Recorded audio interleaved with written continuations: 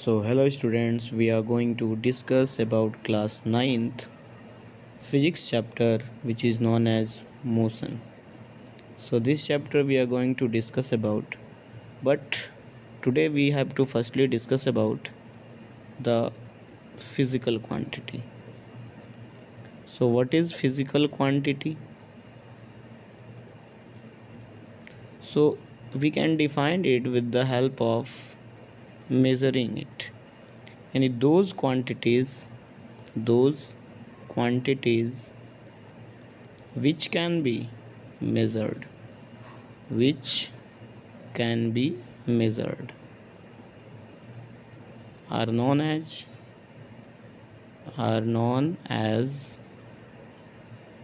physical quantities.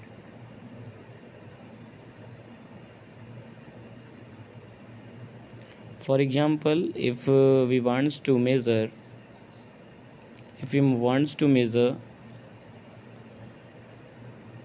length of rod. Length is measured, so it is physical. Mass of rod can be measured, it is physical. Temperature is measured, so it is physical. Speed is measured, kilometer per hour, it is physical. Distance measured, it is also physical. Displacement measured, it is also physical. So these are known as physical quantity. Okay, now we will discuss about type of quantities.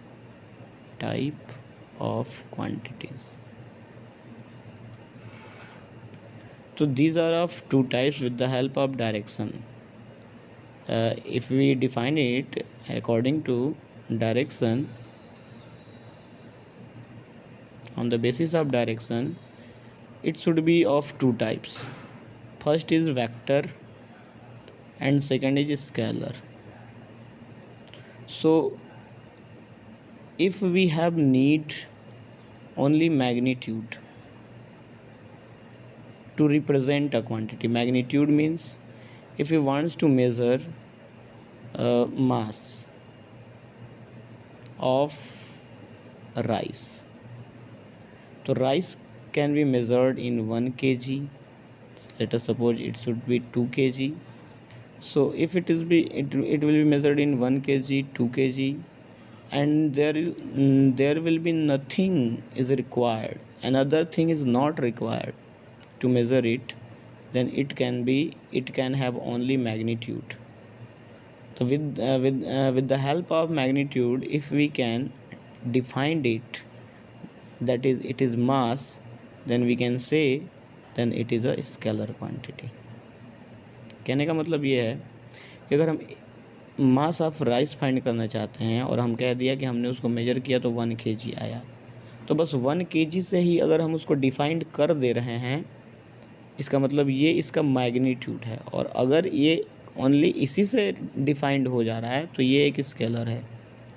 Vector हम उसको कहते हैं कि जैसे कि हमें force apply करना है किसी बॉडी पे, तो फोर्स अप्लाई करने के लिए अब हमें किधर, जैसे कि ये हमारे पास वॉल है, ठीक, इस वॉल पे हमें पंच करना है, we have to punch on that wall.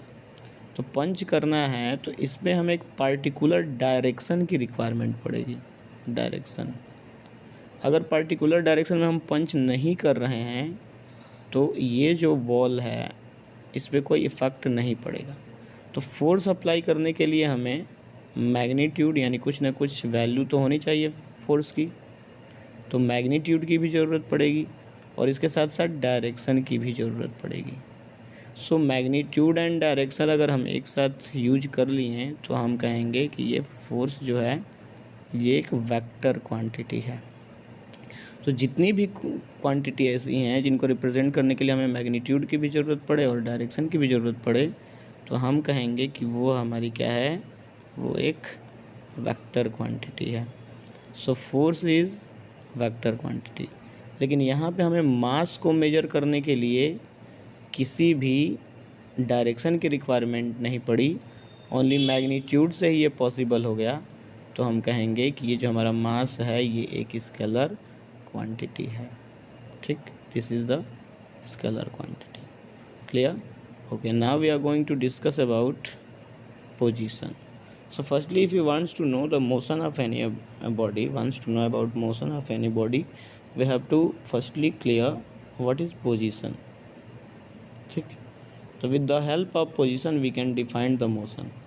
So position refers to a unique location in space, usually defined by coordinate within a reference frame. Firstly, we have to know about reference point. Reference point, what is reference point?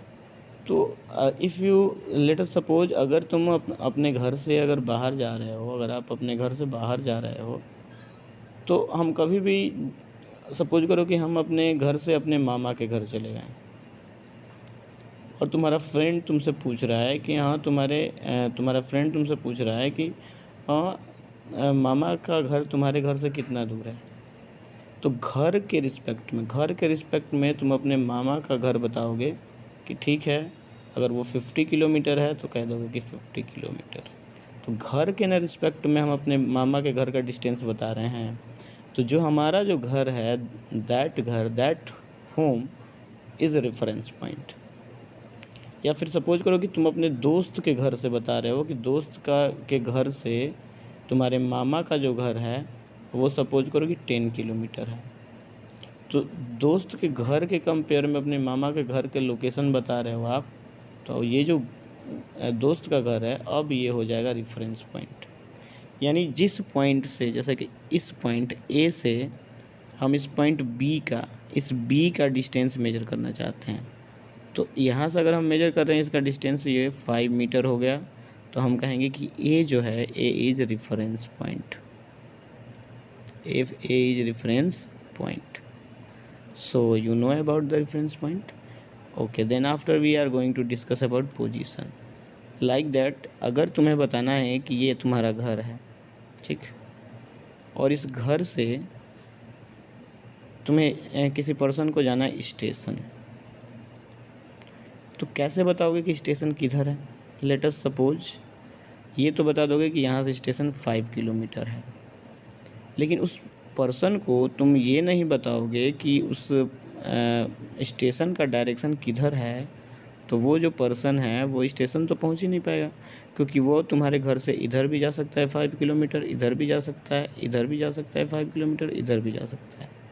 सो अगर उससे station हमें पहुंचाना है तो हम क्या करेंगे कि अपने घर से उसे बताएंगे कि इस डायरेक्शन में, अगर ये ईस्ट डायरेक्शन में तो कहेंगे कि ईस्ट डायरेक्शन में 5 किलोमीटर है। तब वो हो सकता है कि वो स्टेशन पहुंच जाए, उसको स्टेशन का लोकेशन मिल जाए। तो इसीलिए अगर हमें पोजीशन को रिप्रेजेंट करना है, पोजीशन कहाँ है, पोजीशन क्या होता है, तो पोजीशन को रिप्रेजेंट करने के लिए हमें मैग्नीट्यूड की ज़रूरत पड़ेगी और प्लस डायरेक्शन की भी ज़रूरत पड़ेगी। तो अगर मैग्नीट्यूड एंड डायरेक्शन है तो हम कहेंगे कि पोजीशन क्या है, position is a vector quantity. और रेफरेंस पॉइंट तो हमने समझ ही लिया। Okay, now we are going to discuss about next point which is rest. So the next point is when a body is said to be in rest. तो rest में कब कह सकते हैं और बॉडी को मोशन में कब कह सकते हैं? तो जैसे कि लेट अस सपोज ये यहाँ पे ये ट्रेन है और ये मूविंग कंडीशन में है और यहाँ पे एक पर्सन खड़ा है, रेस्ट, ये सपोज कीजिए कि यहाँ पे ये खड़ा है, तो ये मूविंग कंडीशन में है। तो इस पर्सन के रिस्पेक्ट में ये जो ट्रेन है ये मूव कर रही है। यानी इस पर्सन के रिस्पेक्ट में ये जो सराउंडिंग इसके चारों तरफ का जगह, ये सराउंडिंग जो है ये अगर मूव कर रही है तो हम कहेंगे कि ये जो ऑब्जेक्ट है ये मोशन में है, ये जो ट्रेन है ये मोशन में है। अगर इस पर्सन के रिस्पेक्ट में ये सराउंडिंग मूव नहीं कर रही है तो हम कहेंगे कि ये पर्सन किस में है, रेस्ट में है। This person is in rest. तो वही इसमें बोला गया है कि when position of an object does not change with respect to its surrounding. जैसे कि देखिए यहाँ पे, जैसे कि ये पॉइंट ए है और यहाँ पे पॉइंट बी है, और सपोज कीजिए कि ये पर्सन यहाँ से चलकर यहाँ पे आया और इसको जाने में 2 सेकंड लग गए। तो इसका जो पोजीशन है पहले ए पे था और ए पे ये बी पे, ए से बी पे चला गया, तो ये अपने पोजीशन में चेंज किया। और अगर ये पोजीशन में अपना चेंज करेगा तो ये हो जाएगा किस में, मोशन में। अगर ये पॉइंट ए पे है और इसने अपने पोजीशन को चेंज नहीं किया, ये ए पे ही रह गया, 2 सेकंड तक खड़ा ही रह गया वहाँ पे, then he is said to be in rest. क्यों? क्योंकि सराउंडिंग के रिस्पेक्ट में ये अपना पोजीशन चेंज नहीं कर रहा है। और यहाँ पे सराउंडिंग के एक रिस्पेक्ट में, इस एक रिस्पेक्ट में इस पर्सन ने अपना पोजीशन चेंज कर लिया, बी पे चला गया, तो हम कहेंगे कि ये मोशन में है। क्लियर? अब नेक्स्ट पॉइंट हम डिस्कस करेंगे, when we said to be in motion. जैसे कि अच्छा, इससे पहले थोड़ा सा हम एक और यहाँ पे डिस्कस कर लें। जैसे कि देखिए इस हाउस के रिस्पेक्ट में ये जो हमारा ट्री है ये अपना पोजीशन चेंज नहीं कर रहा है, इसलिए हम कहेंगे कि ये रेस्ट कंडीशन में है। बट इस ग्रास के रिस्पेक्ट में ये जो पर्सन है ये अपना पोजीशन चेंज कर रहा है, या ये जो बटरफ्लाई है ये भी अपना पोजीशन चेंज कर रही है। सो ये दोनों क्या है, ये दोनों किस में है, मोशन में है। लेकिन ये चेंज नहीं कर पा रहा है, इसलिए ये किस कंडीशन में है, रेस्ट कंडीशन में। या होम अपना चेंज नहीं कर रहा है, तो ये क्या है, ये भी रेस्ट कंडीशन में है। Okay, so next point, motion. A body is said to be in motion if it changes its position with respect to surrounding। जैसे कि देखिए ये जो पर्सन है ये मूव कर रहा है, तो ये मूव कर रहा है इस, ये जो हमारी ये लकड़ी की लगी हुई है इसके रिस्पेक्ट में ये अपना पोजीशन चेंज कर रहा है, अपना पोजीशन ये चेंज कर रहा है।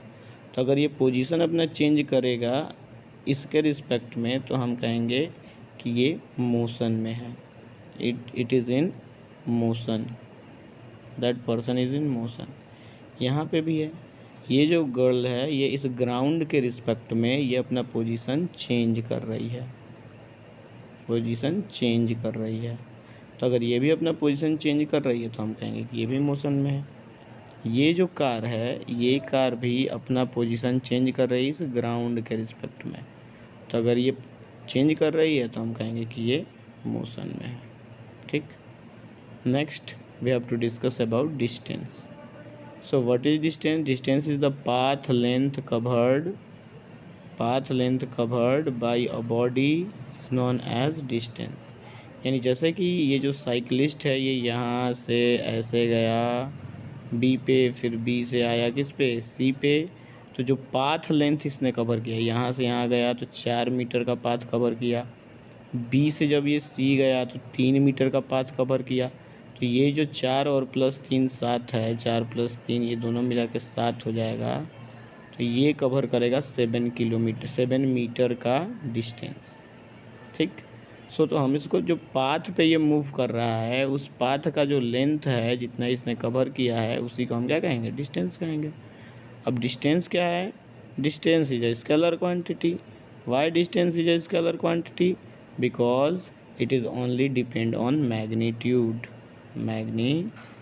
इसको डायरेक्शन से मतलब नहीं है। ठीक, इसको डायरेक्शन से मतलब नहीं है, सो इसको डायरेक्शन से मतलब नहीं है, तो ये हो गया स्केलर। ठीक, दूसरी बात, इट इज़ ऑलवेज पॉजिटिव। ये अगर मूव कर रहा है यहाँ से ऐसे, तो हमेशा ये पॉजिटिव ही आएगा, इधर भी जाएगा तो पॉजिटिव ही आएगा। तो पाथ लेंथ पे डिपेंड कर रहा है तो ये पॉजिटिव आएगा। अगर डायरेक्शन पे डिपेंड करता तब हो सकता था कि नेगेटिव था। ऐसा यूनिट इज़ मीटर। इसको कभी भी अगर हमें मेजर करना है तो इसको हम मेजर करके कभी भी लिखेंगे तो ये मीटर में लिखेंगे, 7 मीटर। अगर सपोज करो कि 2 किलोमीटर हो गया तो 2 किलोमीटर को भी मीटर में कन्वर्ट करेंगे, that is 2000 meter. It is always greater और इक्वल टू डिस्प्लेसमेंट। हम डिस्प्लेसमेंट जब, जैसे कि ये है, ए से अगर हम बी जा रहे हैं तो देखो एक ये पाथ है हमें जाने के लिए, दूसरा पाथ है हमारे पास ये जाने के लिए। तो जो शॉर्टेस्ट पाथ होता है ये जो है ये हमारा शॉर्टेस्ट पाथ है। तो ये जो शॉर्टेस्ट है, shortest distance between A and C, इसको हम लोग कहेंगे डिस्प्लेसमेंट। ठीक, तो डिस्प्लेसमेंट जो होता है वो डिस्प्लेसमेंट छोटा होता है। किससे? डिस्प्लेसमेंट जो होता है वो छोटा होता है किससे? डिस्टेंस से। ठीक, और यह कभी कभी ये इक्वल भी हो जाता है। क्यों? क्योंकि अगर हम स्ट्रेट पाथ में मूव कर रहे हैं, ए टू बी अगर हम जा रहे हैं यहाँ से यहाँ तक, और ये हमेशा एक स्ट्रेट पाथ में जा रहे हैं, ये एक पर्सन है, एक और पर्सन है सपोज कीजिए। ठीक, तो ये दोनों स्ट्रेट पाथ पे जा रहे हैं ए टू बी, और इसने अपना डायरेक्शन चेंज नहीं किया, तो यहाँ पे जो हमारा डिस्टेंस है और जो हमारा डिस्प्लेसमेंट है, ठीक, both are equal to each other. इसलिए यहाँ पे बोला गया है कि इट इज़ ऑलवेज ग्रेटर और इक्वल टू डिस्प्लेसमेंट। यहाँ पे देख लीजिए, इक्वल वाला तो हमने केस देख लिया, लेकिन यहाँ पे ये जो हमारा लेंथ, पाथ लेंथ हमने ये कवर किया था यहाँ से यहाँ तक जाने में, तो ये डिस्टेंस था, और ये हमारा हो गया डिस्प्लेसमेंट। तो डिस्टेंस यहाँ पे 7 किलोमीटर है और डिस्प्लेसमेंट हमारा कम हो जाएगा। ठीक, 5 किलोमीटर ही हो जाएगा।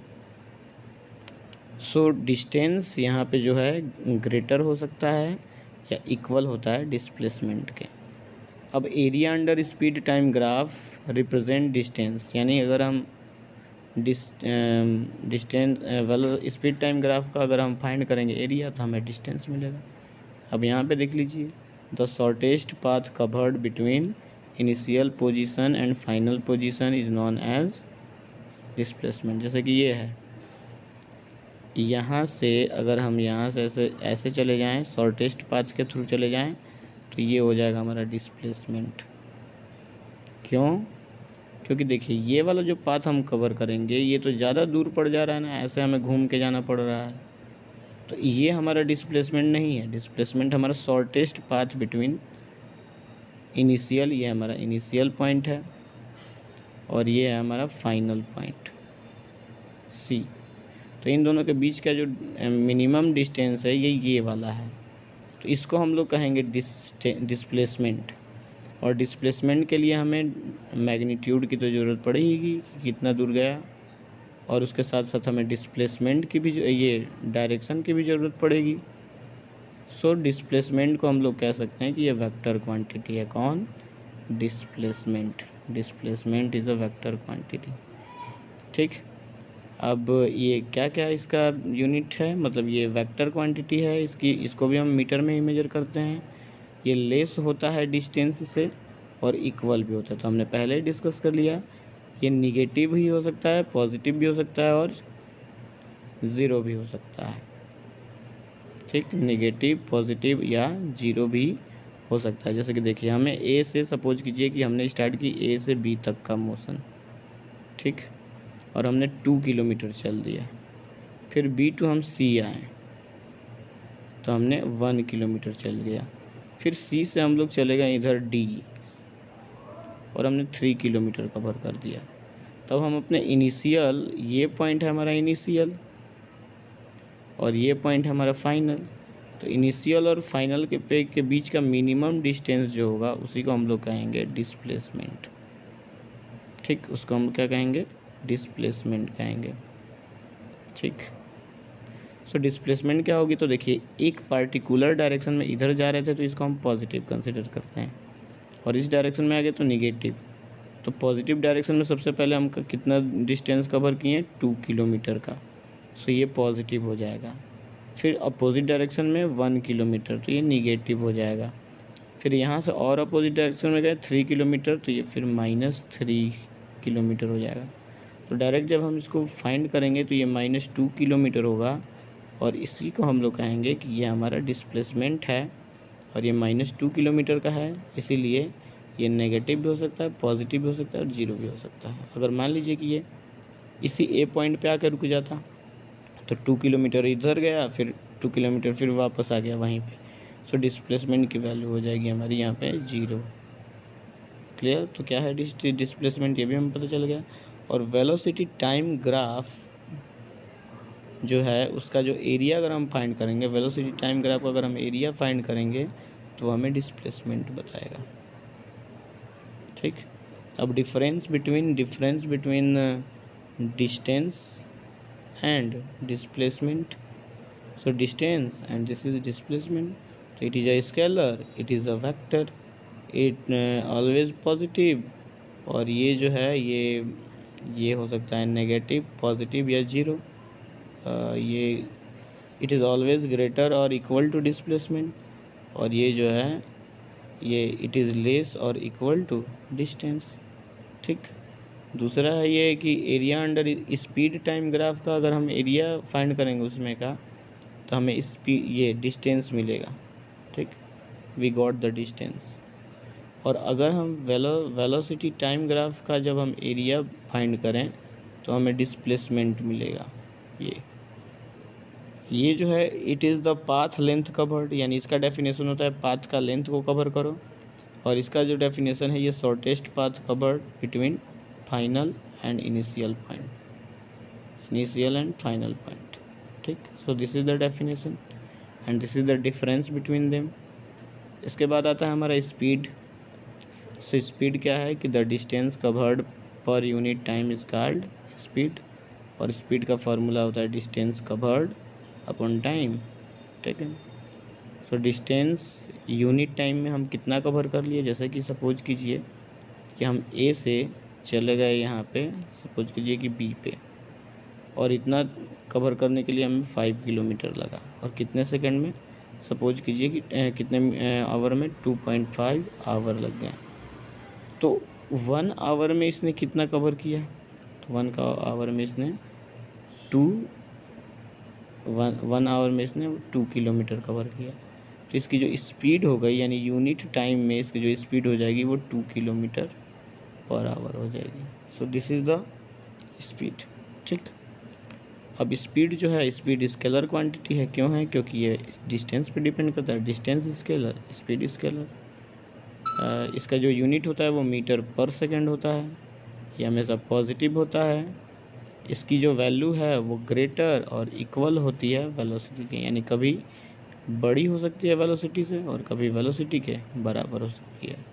अगर हम डिस्टेंस टाइम ग्राफ का स्लोप फाइंड करेंगे तो हमें स्पीड मिलता है किसी भी डिस्टेंस, जैसे कि ये डिस्टेंस है और ये टाइम है, तो इसका ये जो स्लोप है, इस लाइन का जो स्लोप है, अगर हम फाइंड करेंगे तो ये स्पीड को बताएगा। यहाँ पे जो इसका स्लोप है, इस थीटा की वैल्यू क्या है, 0, इसका मतलब स्पीड भी इसकी क्या है, 0। यहाँ पे इसका कुछ ना कुछ स्लोप दिख रहा है।